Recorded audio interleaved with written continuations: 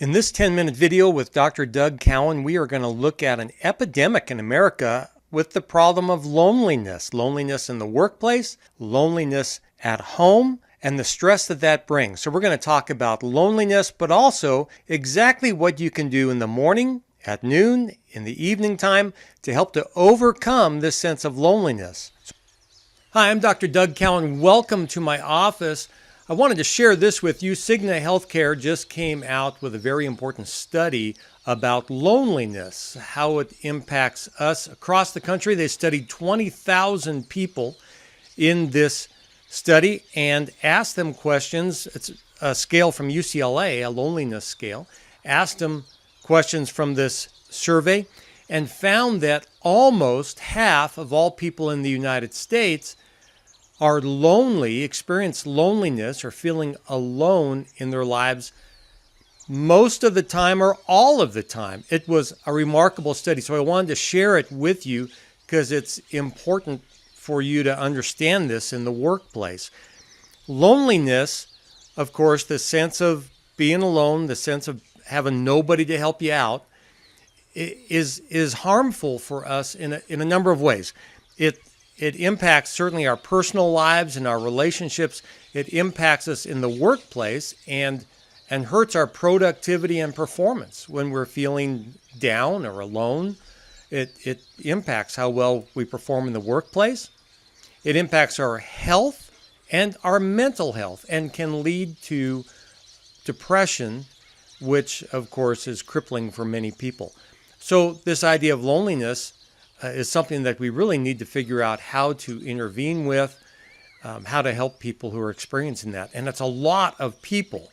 What was surprising to me in this study is that loneliness was related to age and entirely backward to how I thought it would be related, just the inverse. I really thought in looking at a study like this that people over the age of 65, so you have the boomer generation, and then you have what's called the greatest generation, 70, 72 and up, that I thought they would be experiencing the most sense of loneliness because as you age, of course, your spouse may die, your friends may die, people that you've known since high school, people are starting to die. And so you would expect that they would have this greater sense of loneliness when in fact they recorded the lowest sense of loneliness, as if they have found other ways to cope with their situations. They have a better support network, more people they can talk to, more people that they can dine with or have conversation with or whatever.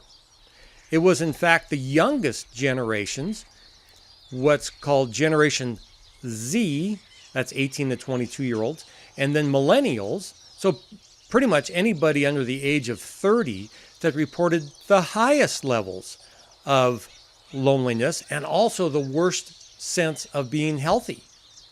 People in their 70s reported a greater degree of feeling healthy than people in their 20s. So that really surprised me. There's something going on. And the first thing that came to my mind was it's because of social media, that the common use of Facebook, Instagram, and so on, social media, would create for them just a sense of very shallow relationships, not really seeing people very much face to face and feeling like you had 500 friends and yet their friends are only putting up what's really remarkable about their lives that day and things that they're doing that you weren't invited to and so on. And we know that that does have impact in people's mental health, and it seems to be growing a sense of depression among people. But that was specifically studied in this, that the use of social media was not much of a factor in whether people felt lonely or not. And that really surprised me. What wasn't asked was how much of the percentage of your life was spent with a cell phone in your hand or using social media. So people under the age of 30, of course, the majority of their life, at least 60% of their life, and the younger you get, the higher that percentage goes, people own cell phones. The young people have cell phones in their pockets all the time, in their hands all day long, where the boomers and the greatest generation people, the older you get, the less of a percentage of your life you've had a cell phone. So that wasn't considered, but I just don't know where to put that. I just know that the younger you are, the more of a sense of loneliness that you have. Almost 50% of people under the age of 30 reported feeling lonely much of the time or all the time. The use of cell phones for social media just didn't seem to matter. Being male or female didn't seem to matter. But some things did matter a lot. Income levels mattered a lot. The more money you made, the less you felt lonely or alone. Your family dynamics mattered a lot. The more functional, to use that word, your family was, the less that you felt lonely. Single moms reported a high degree of loneliness. They're living with their kids, but a high degree of loneliness. Why? Because being a single mom is like the hardest job in the whole world. So that was a factor that was reported. Work satisfaction mattered a great deal. If people are working at jobs that they just hate, they feel more lonely than people who feel like their job is the greatest thing in the world and they just can't wait to get to work the next day. And probably the biggest statistical marker that really mattered was having daily, in-person, one-on-one, face-to-face, eyeball-to-eyeball conversations that are meaningful with other people.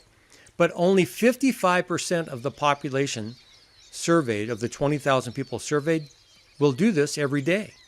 Only little over half the people will have meaningful conversations with another person face-to-face, in person, not on the phone, not on Skype, as good as those can be, but certainly not, in private messaging, but face-to-face. That mattered a lot that people do that.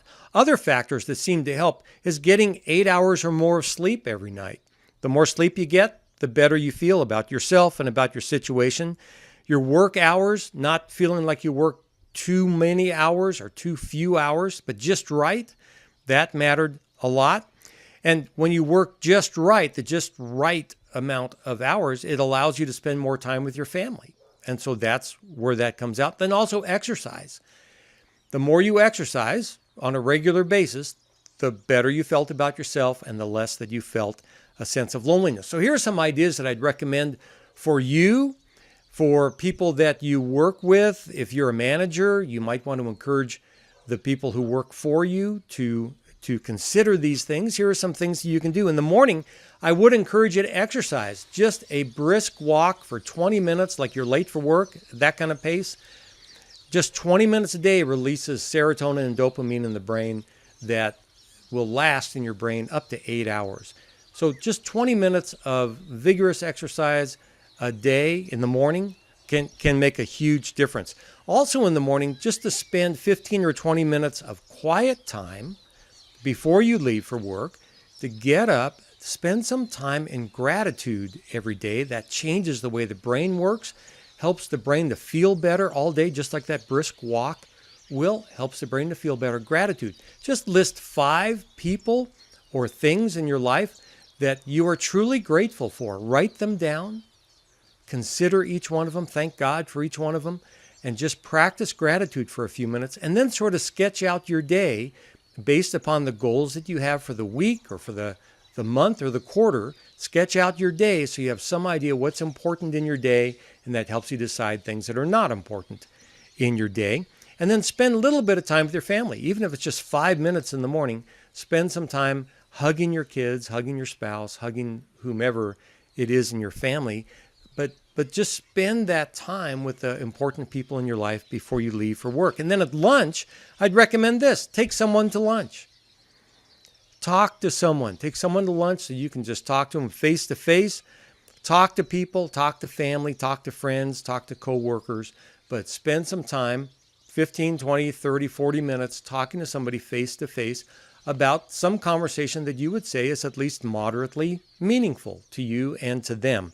And then after work, I would certainly recommend this, that you be with your family, that you spend time with your spouse, your kids, that you be with some friends that matter to you, and that you relax a bit. Turn off the TV.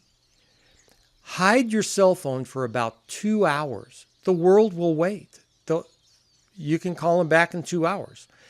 Hide your cell phone for about 2 hours and just be with the people that you care about. Now, if you do all those things and you're experiencing this loneliness, maybe even depression, and things don't really change for you and you just don't know why, hey, I'd encourage you to see your doctor, get a physical, talk with him or her about that.